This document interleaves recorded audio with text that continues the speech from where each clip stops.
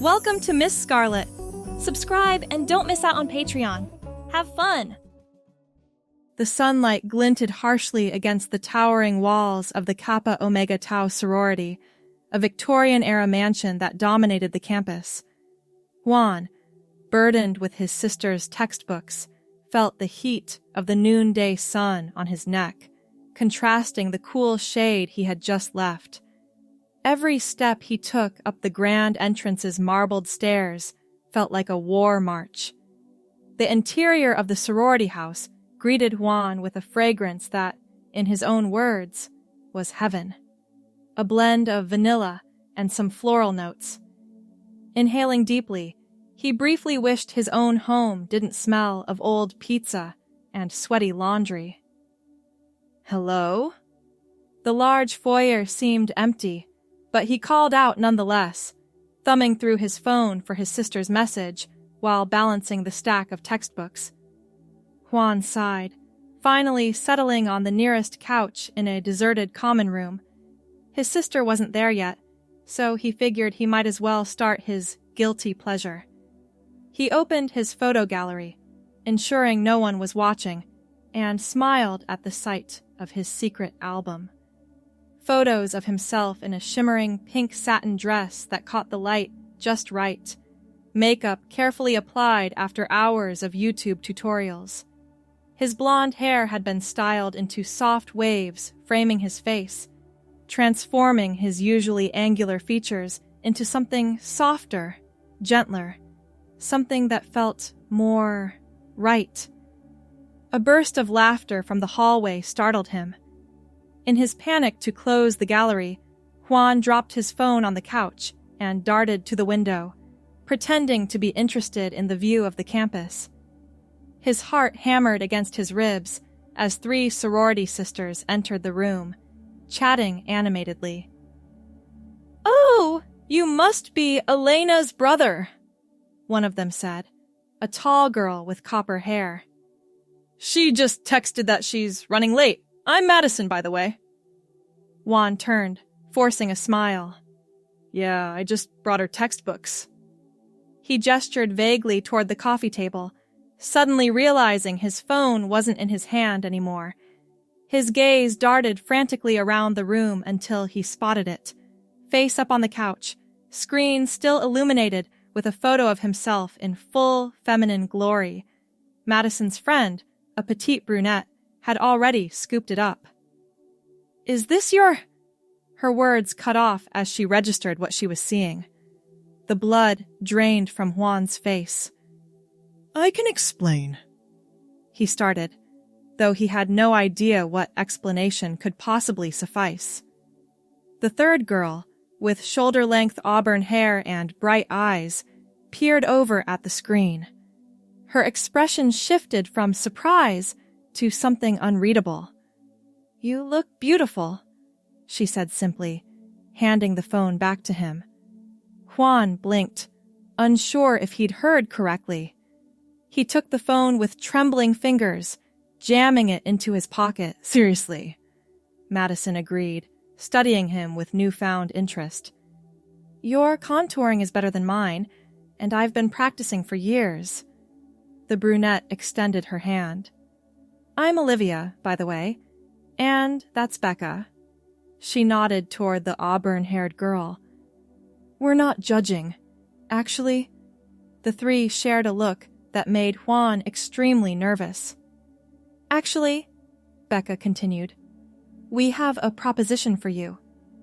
Before Juan could respond, Elena burst through the front door, breathless and apologetic. "Juan! Sorry I'm late. Oh, I see you've met some of my sisters." The moment fractured, and Juan seized the opportunity to escape. "Got to run," he mumbled, already backing toward the door. "Textbooks are on the table. Call you later." He fled the sorority house, cheeks burning with shame, certain his life as he knew it was over. 3 days passed in agonizing silence. Juan expected the photos to surface online at any moment, bringing ridicule and unwanted questions. He jumped every time his phone buzzed, but strangely, no disaster materialized. Instead, on Thursday afternoon, he received a text from Elena. "Sister, brother bonding weekend planned. My sorority sisters really liked you and want to have you over Friday through Sunday. Please say yes. I miss hanging out with you." Juan stared at the message suspiciously. It felt like a trap, but refusing would seem strange. With reluctance, he texted back his agreement. Friday evening arrived too quickly. Juan stood on the sorority house steps with an overnight bag, his stomach twisted into knots. Elena greeted him with a hug that seemed oddly conspiratorial. "The girls are so excited you're here," she said, leading him inside. The common room had been transformed with snacks, drinks, and what appeared to be an impromptu spa setup. Madison, Olivia, and Becca were there, along with several other sorority sisters he didn't recognize. "Welcome to Kappa Omega Tau's exclusive weekend retreat," Madison announced with a flourish. Juan looked around nervously. "What's all this?" Elena squeezed his shoulder. "Juan, they told me about finding your photos." His heart sank. "Elena, let me finish," she said gently. "Instead of making fun of you or spreading it around campus, they came to me with an idea. They want to help you explore this side of yourself in a safe space." Becca stepped forward. "We decided to make transforming Juan our little secret project. No judgment, just support." Juan's mouth went dry. "You're serious?" "Completely," Olivia confirmed. "We've all got our private sides. This is a judgment-free zone." "So what do you say?" Elena asked. "Want to let my sisters give you the full experience?" Juan hesitated, a lifetime of hiding battling against the sudden, unexpected offer of acceptance. "I don't know if I can... just for the weekend," Madison suggested. "Whatever happens in the sorority house stays in the sorority house." Something in her words unlocked a door inside him, a door he'd kept firmly shut for too long. Slowly, Juan nodded.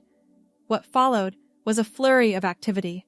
The girls guided him upstairs to Elena's room, which had been prepared with an array of beauty products, clothing, and accessories. "First things first," Madison declared. "We need to give you a name for the weekend. Any preferences?" Juan thought of the name he whispered to himself in private moments. "Annie," he said softly. "Annie it is," Elena smiled, squeezing his hand. "Now, let's start with the basics." The transformation began with a skincare routine more elaborate than anything Juan had ever attempted. Facial cleansers, exfoliants, serums, and moisturizers were applied with expert precision. "Your skin is already in good shape," Olivia commented. "Do you have a routine?" Juan admitted to using his sister's discarded products in secret for months. Next came the makeup. While Juan had taught himself basic techniques from online tutorials, the sorority sisters were leagues ahead. They demonstrated proper foundation matching, contouring that enhanced his naturally high cheekbones, and eye makeup that made his hazel eyes appear larger and more luminous. "Your eyelashes are already amazing," Becca commented as she applied mascara. "Most guys have such great lashes. It's so unfair." Throughout the process, Juan felt himself relaxing incrementally. The girls treated the situation with a mixture of professionalism and sisterly teasing that put him at ease. They weren't mocking him. They were genuinely helping. When it came time for clothing, Elena pulled out a lavender sundress with a flowing skirt. "This should fit you perfectly," she said. "You're only slightly taller than me." Juan, now beginning to think of himself as Annie, took the dress with reverent hands. The fabric was soft cotton with a subtle floral pattern. We'll give you privacy to change, Elena said, ushering the others out of the room. Alone, Annie slipped out of her masculine clothes, the armor she'd worn her entire life, and stepped into the sundress. The fabric settled around her legs, light and freeing. She smoothed the skirt, watching it flutter around her knees. A knock at the door broke her reverie. "Everything okay in there?" Elena called.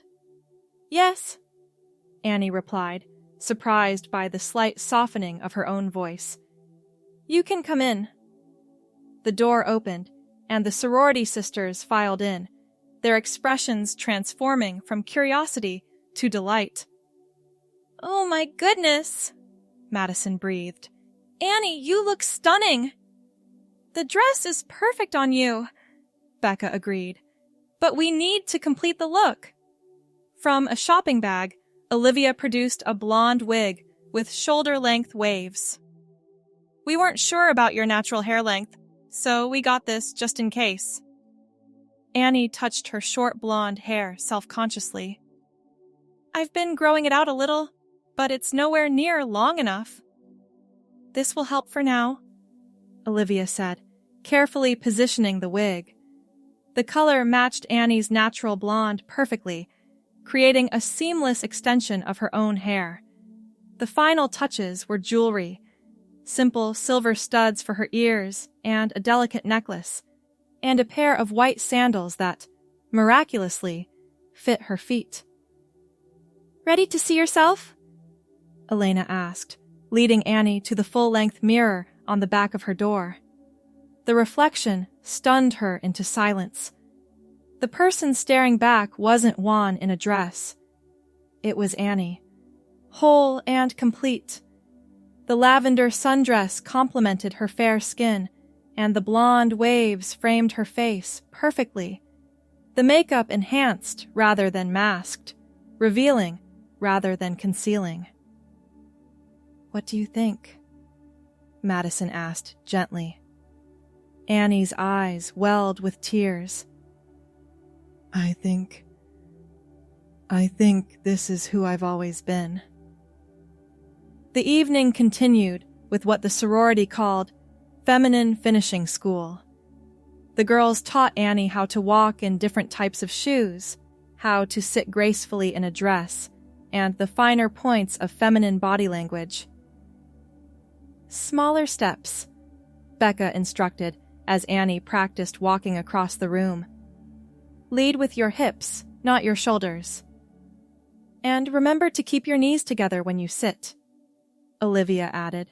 "No man-spreading in a dress." They ordered pizza for dinner, and Annie experienced the strange delight of eating while consciously maintaining her posture and keeping her makeup intact. What should have felt restrictive instead felt like learning the steps to a dance she'd always wanted to perform. "So, how long have you known?"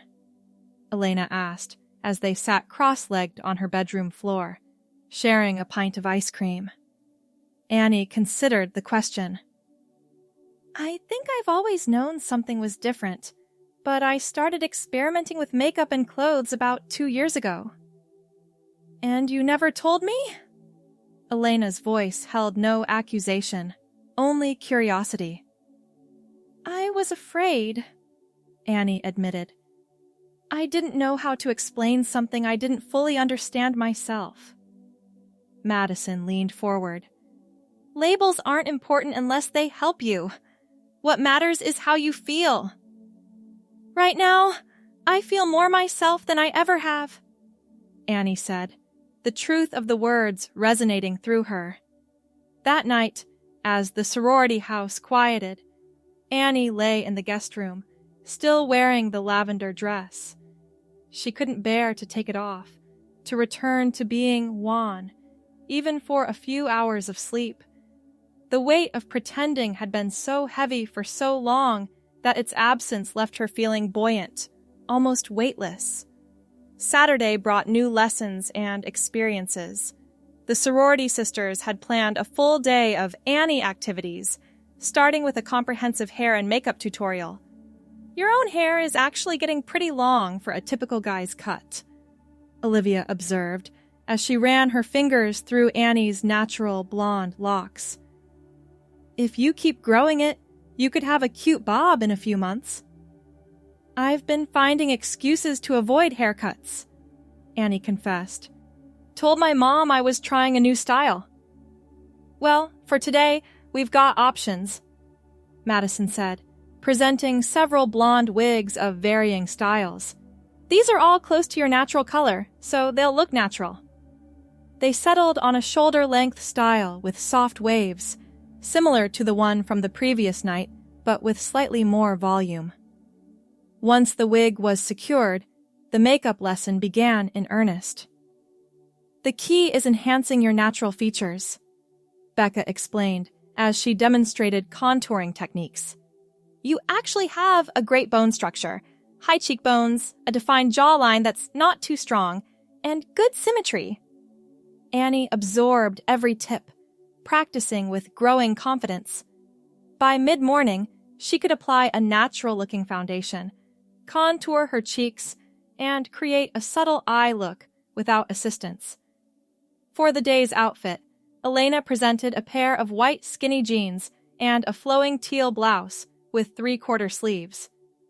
We thought you might want something a little more casual today, she explained. Plus, learning to move in pants as a woman is different than as a man.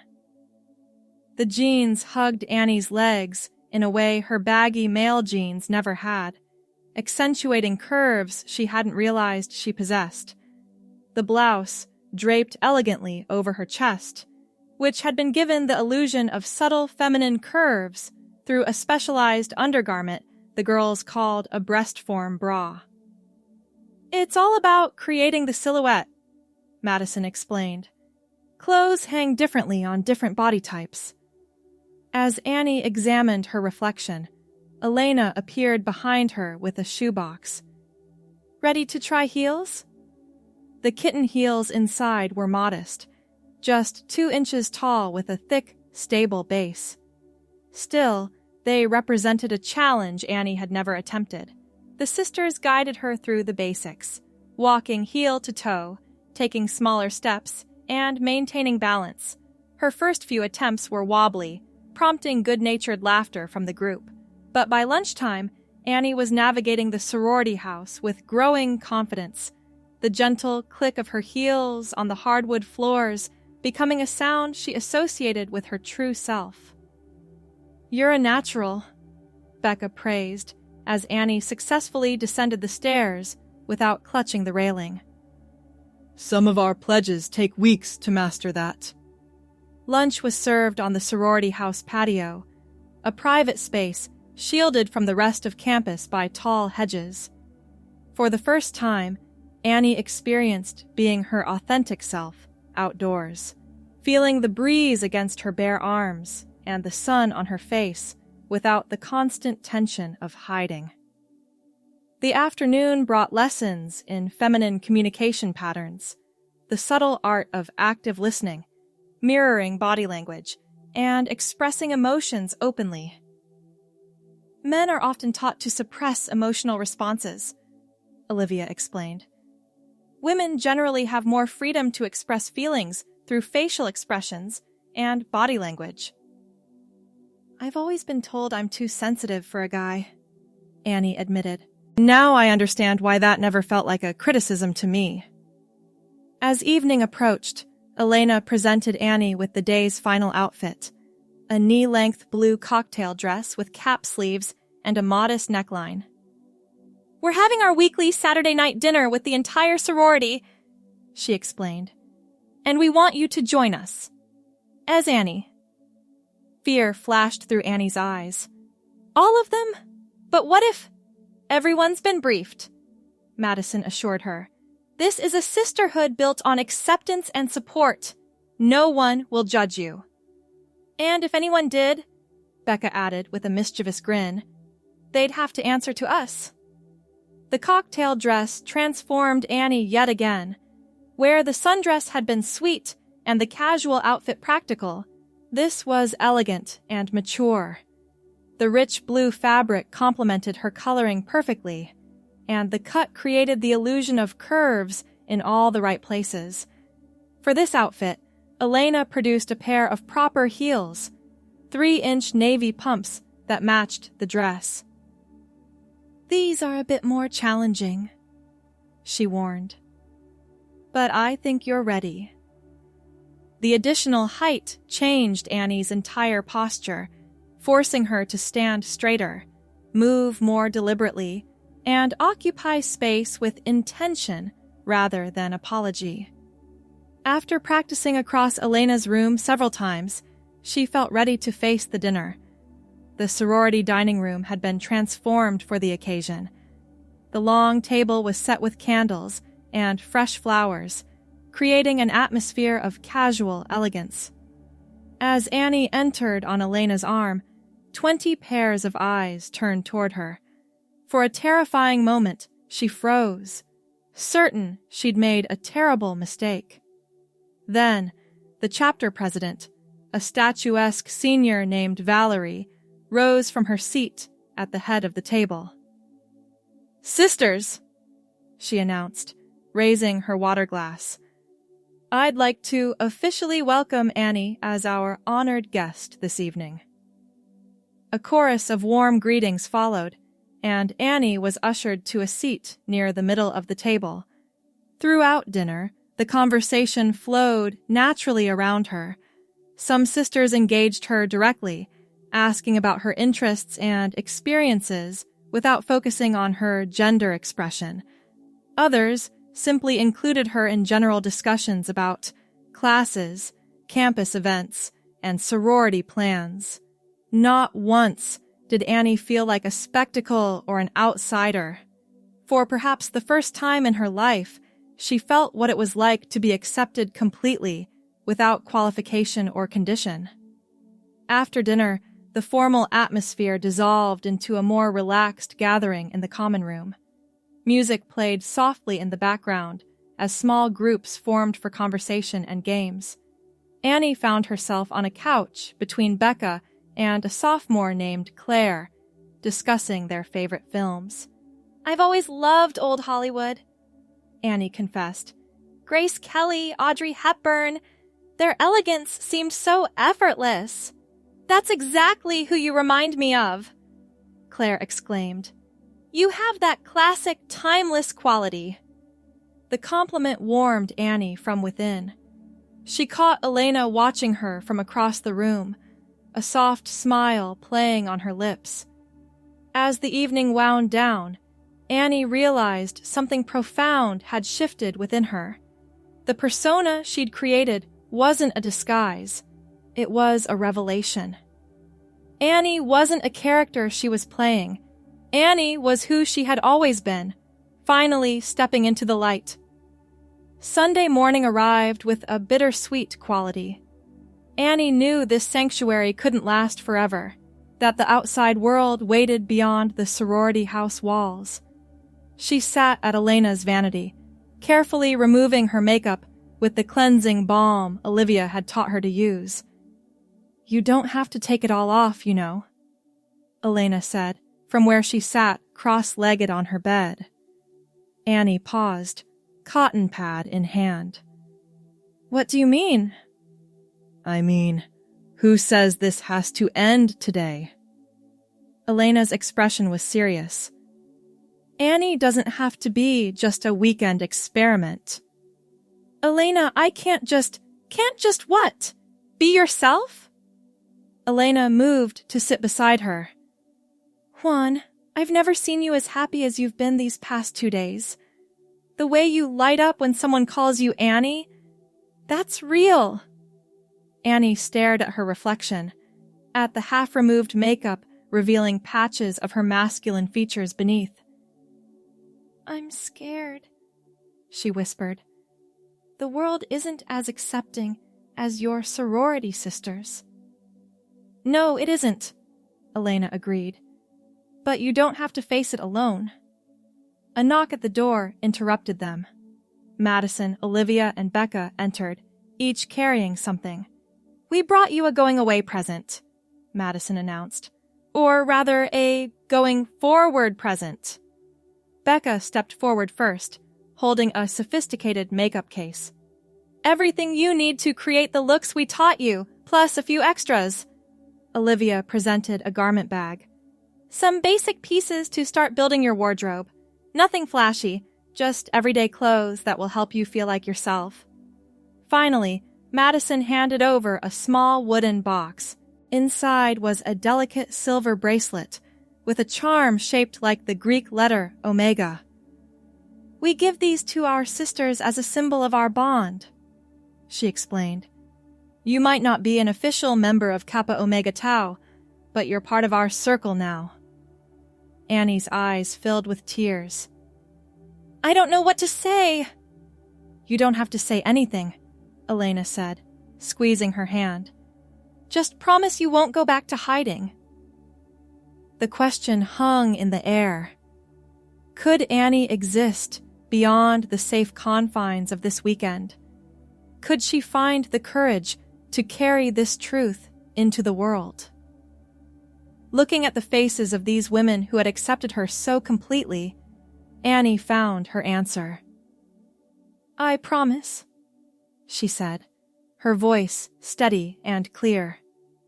The final hours of the weekend were spent planning practical steps forward. The sisters helped Annie create a timeline for transition that felt manageable, starting with growing out her natural blonde hair, incorporating subtle feminine elements into her existing wardrobe, and gradually expanding the circle of people who knew her true identity. The key is to move at your own pace, Valerie advised during their farewell lunch. This isn't a race. By Sunday evening, it was time to leave the sorority house. Annie stood in the foyer, now dressed in a pair of women's jeans that could pass as men's to the casual observer, and a loose-fitting lavender sweater that echoed the color of her first dress. Her makeup was subtle, just enough to enhance her features without drawing unwanted attention. Ready? Elena asked, car keys in hand. Annie took a deep breath, looking around at the sorority sisters who had gathered to see her off. These women had given her more than fashion tips and makeup skills. They had given her permission to be authentic. Ready, she confirmed. As they drove away from the sorority house, Annie didn't feel like she was leaving something behind. Instead, she was carrying it forward, the knowledge that she was worthy of acceptance, that her truth was beautiful, and that she never had to return to the confinement of her former life. So, Elena said, as they stopped at a red light. Same time next weekend? The girls are already planning a shopping trip. Annie smiled, watching the sorority house disappear in the side mirror. I wouldn't miss it for the world. The light turned green, and they drove on. Not toward the past, but into a future where Annie could finally exist in the full light of day, her true self no longer confined to secret photos and hidden moments. The weekend may have ended, but Annie's journey was just beginning.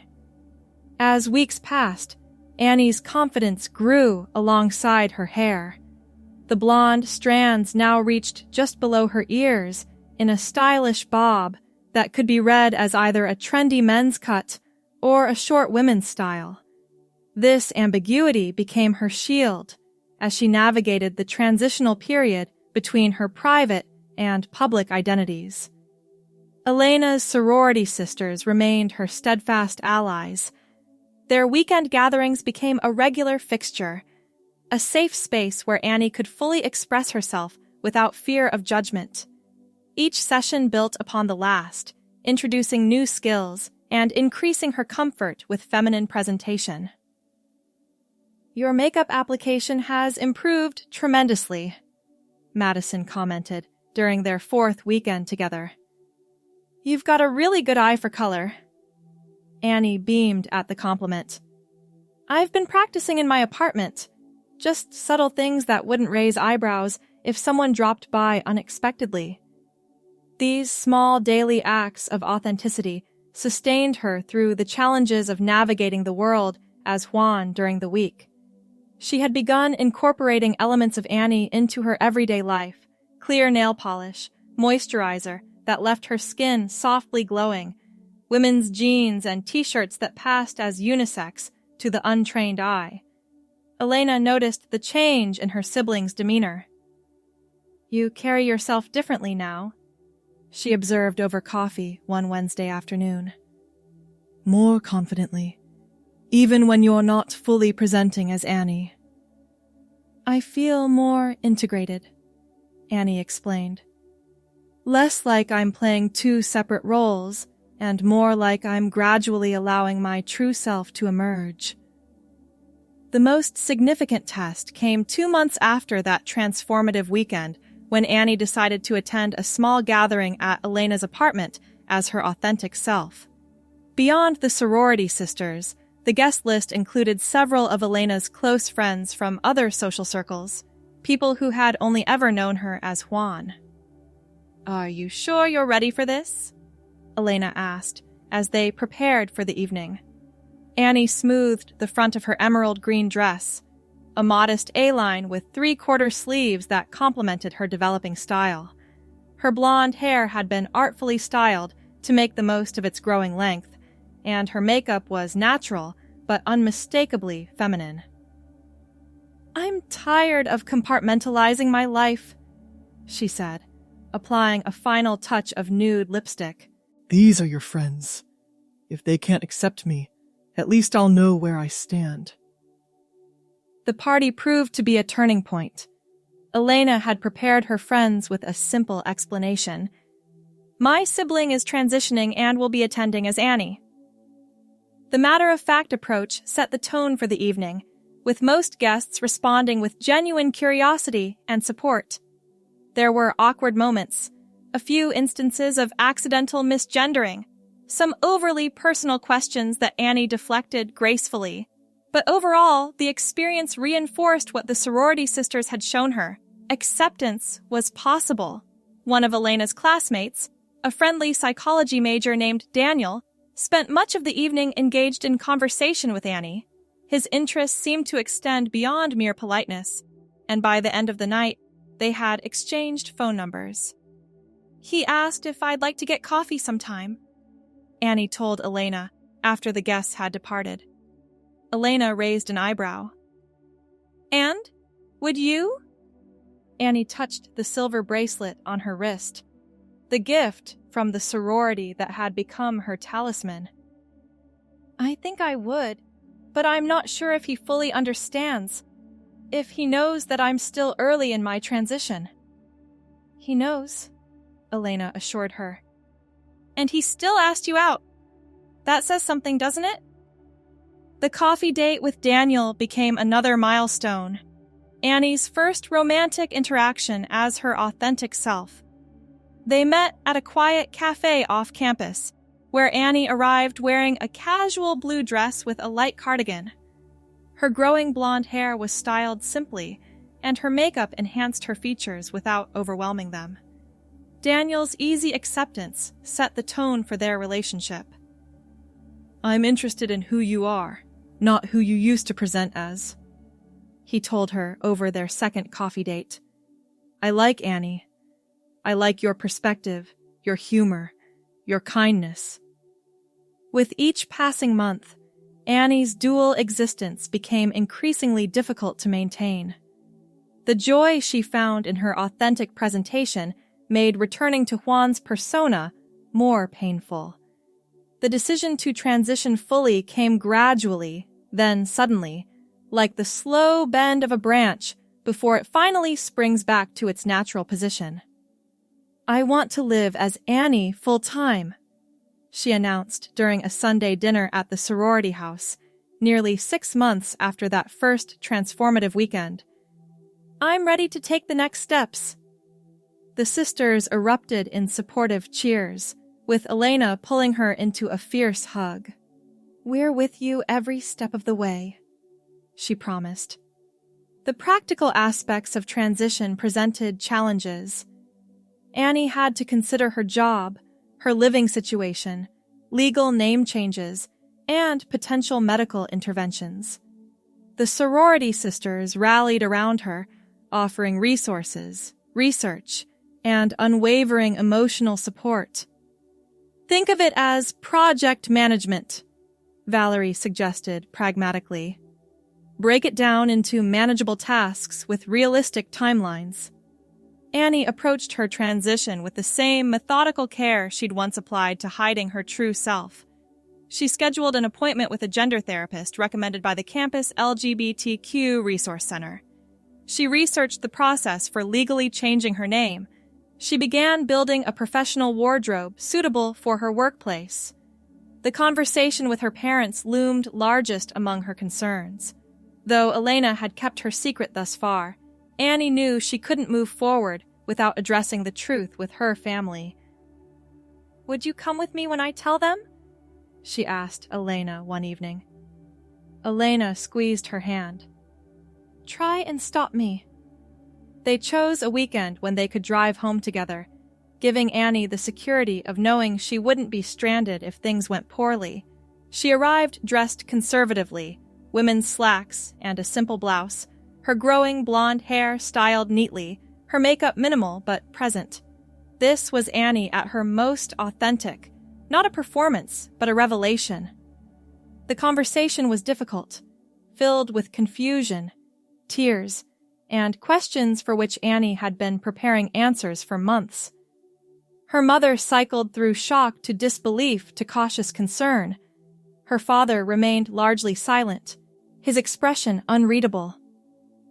"This isn't a phase or a rebellion," Annie explained, her voice steady despite her racing heart. "This is who I've always been. I just didn't have the words for it before, or the courage to say them out loud." Elena stood firmly by her side throughout, offering support and occasional clarification. "Annie is the same person you've always loved," she reminded their parents. "She's just finally able to be honest about who she is." By the end of the weekend, no miraculous transformation in her parents' understanding had occurred. Annie hadn't expected one, but they hadn't rejected her either, and that tenuous acceptance was enough for now. Her mother had even slipped and called her Annie once before they left, a small moment that buoyed her spirits for days afterward. 1 year after that fateful weekend at the sorority house, Annie stood before the full-length mirror in her new apartment. Her natural blonde hair now reached past her shoulders, framing a face that had softened from hormone therapy. And so, under the warm, summer glow of the setting sun, Annie's journey of self-discovery came full circle. From the nervous young woman who had first stepped into the sorority house, she had transformed into a confident, radiant lady, comfortable in her own skin and secure in her identity. As she walked side by side with Daniel, their fingers interlaced, it was as if every step she took was a quiet testament to the power of self-acceptance and the beauty of genuine connection. The faint sound of traffic and distant laughter accompanied the rhythmic click of her heels, echoing the myriad of feelings welling in her heart. That night, as Annie celebrated her anniversary, surrounded by the warm glow of love from her chosen family, she knew that this was just the beginning. Ahead lay a lifetime of trials and triumphs, but she faced them all with unwavering courage, for she was, at last, genuinely and unapologetically, Annie. Thanks for watching, my girlies! Be sure to check out Patreon for more!